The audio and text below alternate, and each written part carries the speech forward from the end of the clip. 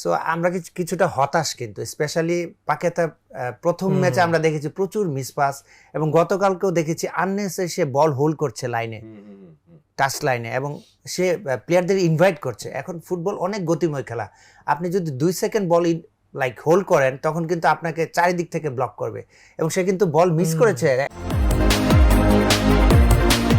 নয়ন ভাই, আপনি কি রুবায়েত ভাইয়ের সাথে একমত হবেন যে মিডফিল্ডে ব্রুনো গিমারেস সাথে হচ্ছে কাসিমেরো এবং লুকাস পাকেতার কথা আগের 2 ম্যাচের তুলনায় আমার কাছে মনে হয়েছে যে মিডফিল্ড যথেষ্ট ভালো।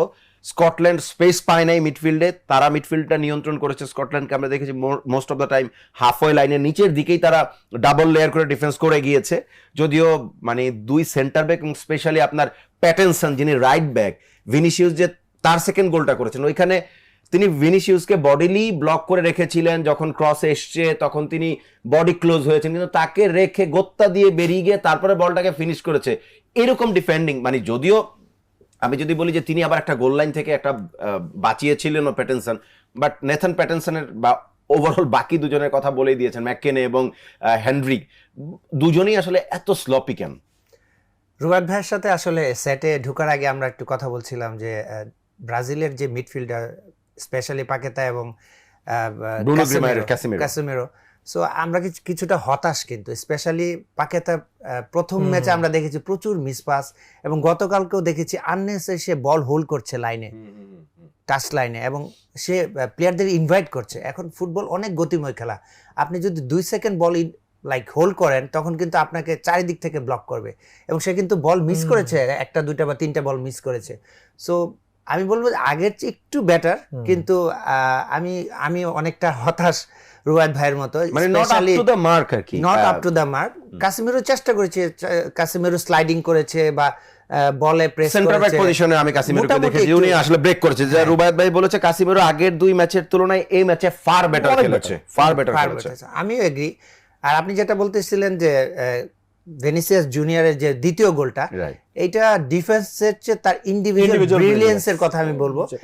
যখন বলটাকে ক্রস করছিল তখনও কিন্তু কি বলবো স্টপারের ঠিক সামনে ছিল, এবং যখন ক্রসটা শুরু করেছে তখন কিন্তু সে লুজ মার্ক করেছে, এবং তার ফুটওয়ার্ক এত ভালো, এবং তখন ধারাভাষ্যকার বলতেছিল যে তার ফুটওয়ার্ক ইজ ব্রিলিয়ান্ট, যার কারণে সে লুজ মার্ক করে পেছনে চলে আসছে, এবং গোলকিপার সবাই ভাবছিল যে সে এই জায়গায় আছে, কিন্তু প্যাটেনসন ট্রাই পর্যন্ত করে নাই, বলটা তার মাথায় আছে, সে যে তার মাথার উপর দিয়ে বলটা আসতেছে, সে যে ওইখানে একটা হেডার ট্রাই করবে, অথবা স্ট্রাইকার তার পেছনে চলে গিয়েছে স্পেসটাকে কভার করবে। এরকম কেসেসে যেটা হয় যখন ফাইনাল মার্কারটা থাকে, এটা নয়ন ভাইরও ভালো এক্সপ্লেইন করতে পারো, ও কিন্তু ফাইনাল চার্জে যায় না, কারণ ও যদি হেডে যাইতো তাহলে ভিনিসিয়াসের জন্য টার্নটা নেওয়া আরো ইজি হতো।